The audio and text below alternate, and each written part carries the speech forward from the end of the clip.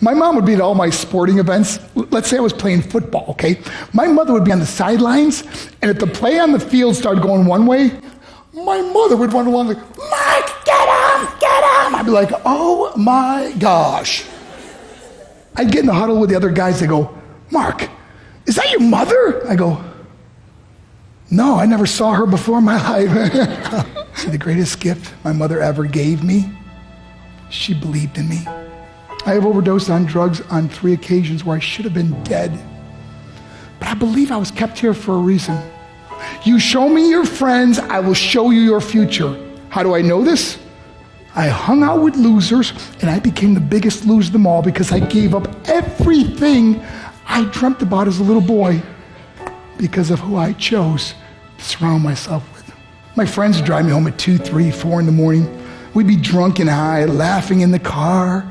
We'd pull up in front of my house in New York. They go, Mark, the light's on. I go, oh man, my mother's up.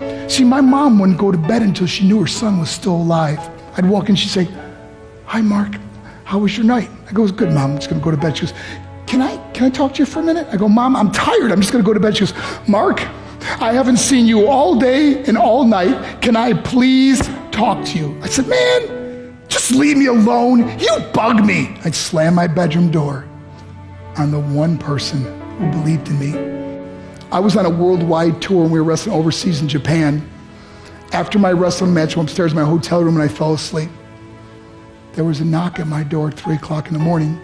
I got out of bed and I looked through the safety window and I could see it was a Japanese promoter. So I opened the door and he said, Mark, you need to call home. There's been an emergency.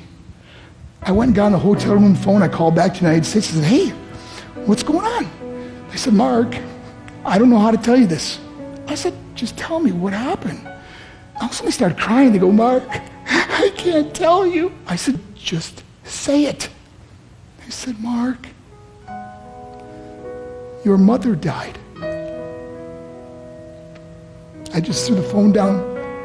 I ran out of my hotel room. I took the elevator to the lobby, and when the doors opened up, I just ran out into the street. I mean, there was no cars, there was no people. It was 3 o'clock in the morning. And I walked down the middle of a street in Hiroshima, Japan, and I remember looking up and just saying, Mom, I am so sorry. I flew home for her funeral, and I was so nervous to walk up to her casket, so I just stood way in the back. And I kept looking from a distance. I kept thinking to myself, Mom, please wake up. Please get up. And then I finally got the nerve to walk up to her. And as I got closer, I could see my mom for the first time. I mean, she was so beautiful. She was dressed in white. I mean, she looked like an angel. And I just stood over her and I said, Mom, you are my hero. Everything I am, everything I hope to be was because of you. You loved me so much. You gave me a life.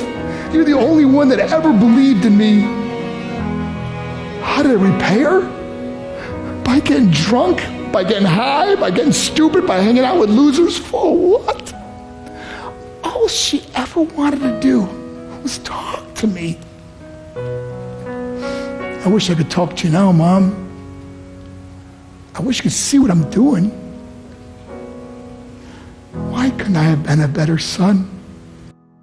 We are defined by our choices. But if you surround yourself with people involved in drugs and alcohol and pills, it's a dead end. I'm not here to preach to you. I'm here to tell you I lived that life. It leads to broken hearts, broken relationships, broken dreams, and death.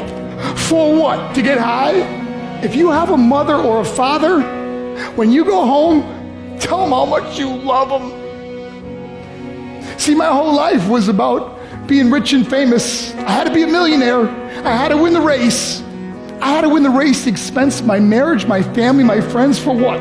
To be all alone in the world? I learned what is truly important, and that is how precious this gift of life is, and our families, and how quickly it can be taken away. See, I no longer live in time. I live in moments. See, it's not what's in your pocket that matters. It's what's in your heart that truly matters. Love Love is just a word until somebody comes along and gives it meaning. You're the meaning.